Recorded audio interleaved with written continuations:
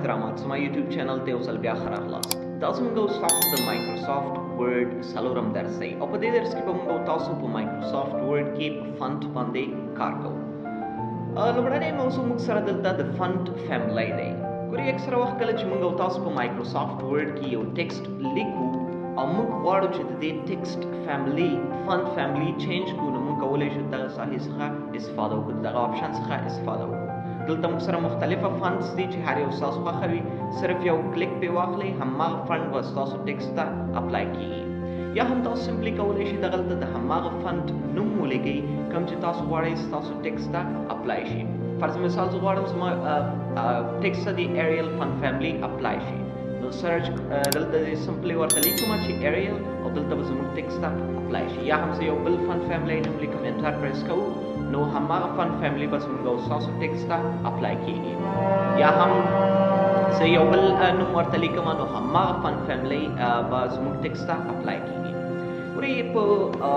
مایکروسافټ ورډ کې او عموما کله چې موږ او تاسو کتابونه لیکو په هغې کې چې کوم موسټ یوزډ فونټس دي هغه یو ایریل فونټ فیملی دی، سیکنډ چې کوم دی کلابري په نوم دی موږ سره، او تھرډ چې کوم دی موږ سره د ټایمز نیو رومن په نوم دی چې دغه فونټ فیملیان نه تاسو کولی شئ استفاده وکړئ چې تر ټولو زیات مشهوره دي. بل چې کوم دی موږ سره د ټایمز نیو رومن په نوم. دغه درې فونټ فیملیانې دي چې اکثرتاً په کتابونو کې دې نه استفاده کیږي. ایریل فونټ فیملی دغه یو فونټ فیملی دی، او کلابري چې کوم دی دغه یو فونټ فیملی دی، او ټایمز نیو رومن چې دی بیا دغه یو سټایل کې موږ سره راځي. نو دغه درې موسټ یوزډ فونټس دي چې په انګلیش کې ډېر زیات استعمالیږي چې تاسو کولی شئ دې نه استفاده وکړئ خپلو کتاب لیکنو کې یا نور موضوعاتو کې. کله چې هم موږ او تاسو په مایکروسافټ ورډ کې یو ټیکسټ لیکو او موږ غواړو چې د دې سایز زیات کړو، فرض مثال دغه یو ټیکسټ دی ما سره سایز یې دومره اندازه کې دی،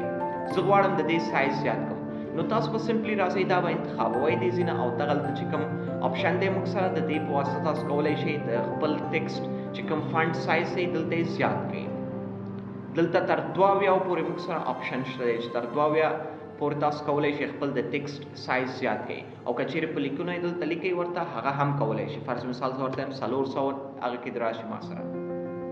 همداسې دې نه چې څومره پورته ستاسو خوښه وي کولی شئ دې ځای کې ورته انتخاب کړئ. او بل تاسو سره دغلته د څنګ کې هم بټن شته دی د انکریز فونټ سایز او ډیکریز فونټ سایز چې دې نه هم تاسو کولی شئ د فونټ سایز اضافه کولو کې استفاده وکړئ. د دغه بټنې په واسطه ستاسو د ټیکسټ فونټ سایز زیاتېږي او د دې په واسطه د فونټ سایز چې کوم دی دا کمیږي. او بل د دې د کیبورډ څخه شارټکټ هم موږ سره شته دی، کنټرول شفټ بټن کلک ونیسئ او انګل براکټس ورسره په یو ځای پریس کړئ نو ستاسو د ټیکسټ سایز چې کوم دی دا به کمیږي، او د انګل براکټ اوپن په هغه باندې به لږ کېږي ډیکریز کېږي، او د انګل براکټ کلوز په هغه باندې به دا سایز زیاتېږي. زه به تاسو دلته OSK کې هم وښیم آن سکرین کیبورډ کې چې تاسو کولی شئ بیا د هغې لارې نه خپل ټیکسټ ته سایز زیات کړئ. فرض مثال دغه ټیکسټ دی زه غواړم سایز ورته زیات کړم نو کنټرول بټنه به کلک نیسئ، شفټ بټنه، او دغه انګل براکټ چې کوم دی د دې انګل براکټ په واسطه سایز زیاتېږي او د دې انګل براکټ په واسطه زموږ او ستاسو د ټیکسټ سایز کمیږي. بل دلته مهمه آپشن موږ سره د دې مربوطه دی چې که چیرې زه راشم دلته فرض مثال یو رینډم ټیکسټ ما ولیکلو یو 3 پیراګرافه، اوس اکثره وخت موږ سره ضرورت داسې وي چې دا ټیکسټ دې موږ سره سنټنس کیس راشي، یعنې د دې چې کوم لومړنی ورډ دی د سنټنس لومړی ورډ چې کوم دی دا به په غټ حرف باندې راځي، نور ټول به په واړو حروف باندې راځي. ګورئ تر دې ځای پورې په واړو حروف هم راغلی، بیا چې کله سنټنس شروع کېږي په غټ حروف باندې شروع کېږي، او چې اینډ کېږي بل چې شروع کېږي کله بل سنټنس شروع کېږي بیا به په غټ حرف باندې شروع کېږي.